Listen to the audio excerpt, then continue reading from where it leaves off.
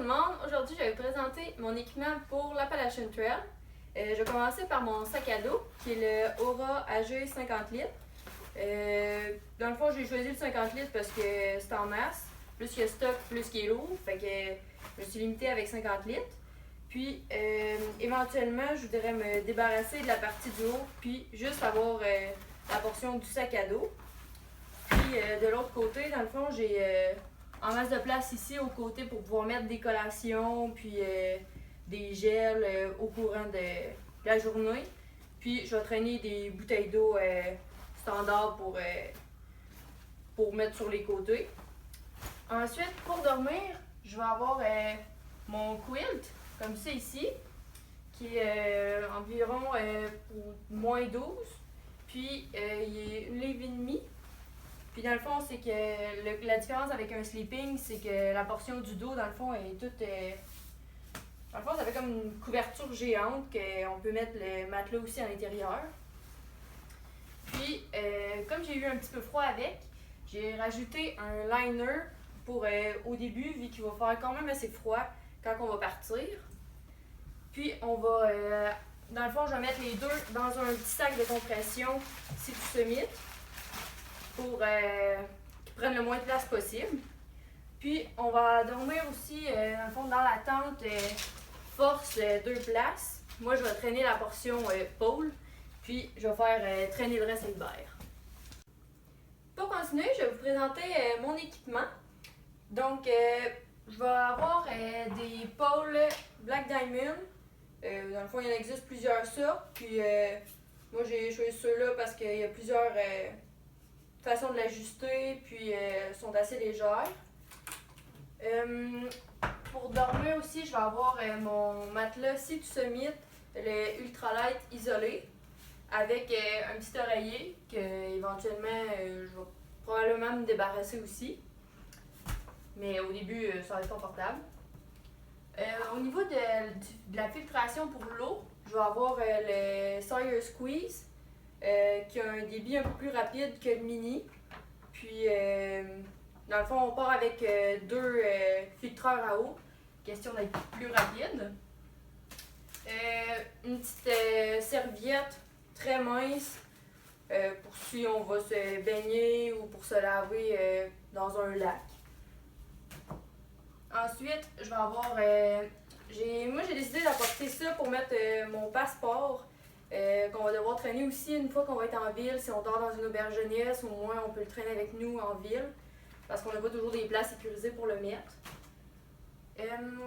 Au niveau de l'électronique, je vais avoir un petit battery pack pour pouvoir recharger par exemple ma lampe frontale qui est la IOTA aussi. Puis c'est ça, il faut la charger USB, il n'y a pas de batterie à l'intérieur. Fait que ça va être très utile. Aussi pour la GoPro qui va nous permettre de faire photos et vidéos.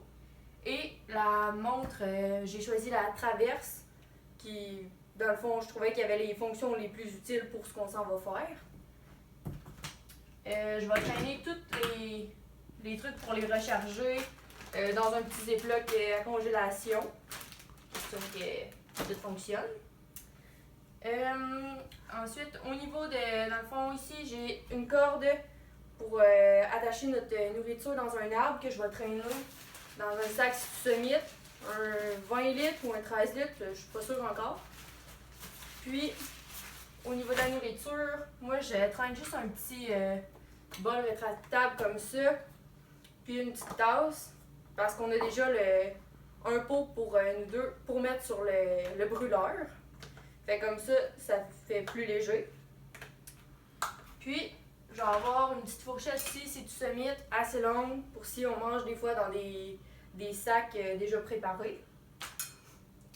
Pour notre sécurité et pour différents trucs, moi je vais traîner un couteau Lepinel qui a aussi un sifflet d'intégrer au bout qui peut toujours nous servir si jamais il arrive quoi que ce soit.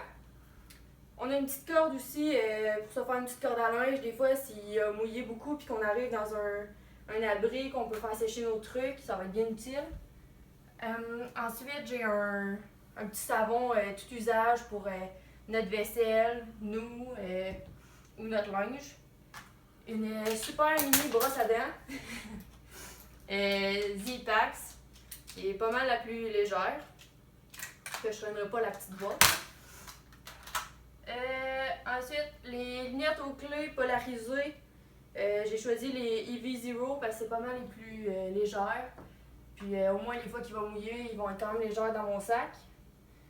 Ensuite, la petite trousse de premiers soins est assez grosse, mais au moins il y a vraiment tout. Si on a des ampoules ou quoi que ce soit, ou qu'on se fait des blessures un peu plus graves, tout est là-dedans.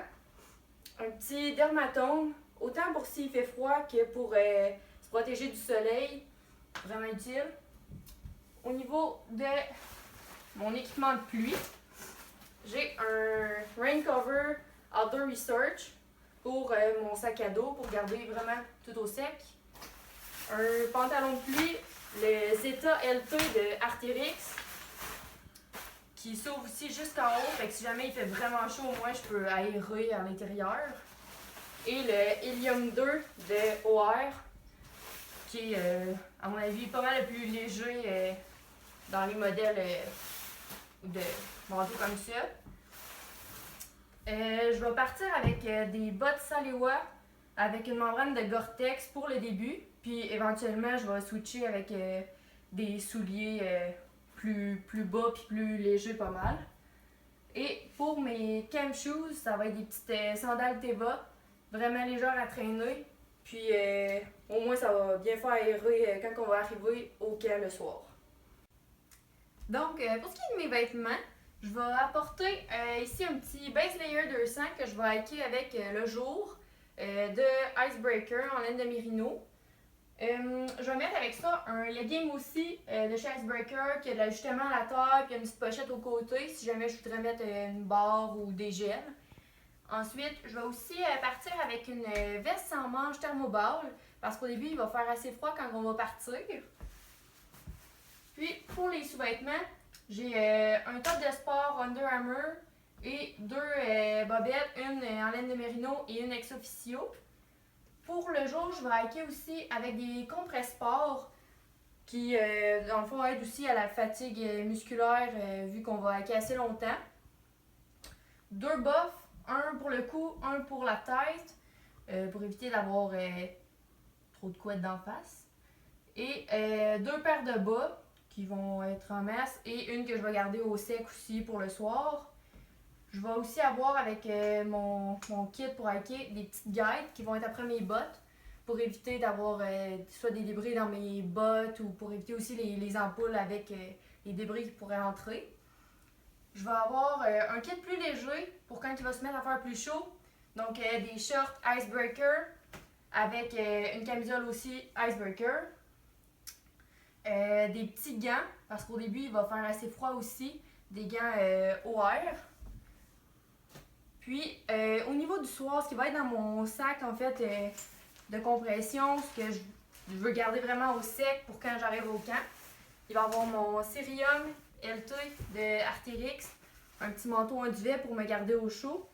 Et je vais avoir un chandail ici, un 260 de Icebreaker qui est dans le fond le plus chaud pour le soir.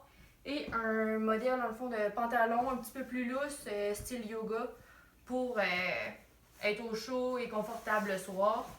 Le tout va rentrer dans mon petit sac ici de Sea to Summit. Donc finalement, on va préparer nos pieds avec le spray Tano et la crème Noc. Dans le fond, le Tano sert à durcir un peu la peau pour les pieds et le Noc va être comme une crème anti-frottement qui va nous permettre de préparer nos pieds à des longues distances pour éviter le plus possible de faire des ampoules. Puis au niveau de la nourriture, on a différentes sortes qu'on va apporter. J'ai fait du beef jerky maison qu'on va partir avec au début. Puis probablement qu'on va acheter déjà fait en route. On a des fruits séchés, plusieurs gels ou jujubes comme ça ici qu'on va traîner au courant de la journée près de nous pour nos collations. Puis au niveau de la nourriture, on va partir avec plusieurs sacs déjà préparés comme ça ici qui vont être assez faciles. On a juste à mettre de l'eau dedans. Puis on va faire nos repas avec ça pour la première semaine. comme c'est plus dispendieux et pas accessible dans tous les villages, on va avoir aussi des options comme des petits sidekicks ou des petites pâtes qu'on va pouvoir retrouver à différents endroits sur notre chemin. Et on a eu la chance d'avoir différentes commandites pour nos bars durant la randonnée. Notre première, c'est Quest Bar qui nous fournit 2 grosses boîtes de bars à 20 grammes de protéines. Puis on va pouvoir partir avec ça pour nos déjeuners ou nos collations au courant de la journée. Puis on va vous mettre aussi sur notre page nos prochaines commandites qui vont arriver d'ici 1 ou 2 semaines, que vous allez pouvoir suivre aussi, qu'on va emporter durant notre randonnée ou qu'on va se faire envoyer à différents endroits sur la trail. Donc, merci d'avoir écouté notre vidéo d'équipement. Vous pouvez aller suivre notre page Laurence et Hubert sur l'Appalachian Trail pour avoir des nouvelles durant notre randonnée. Puis vous pouvez écrire aussi vos commentaires s'il y a des trucs que vous jugez qu'on devrait ajouter ou enlever de notre équipement pour la trail. Merci!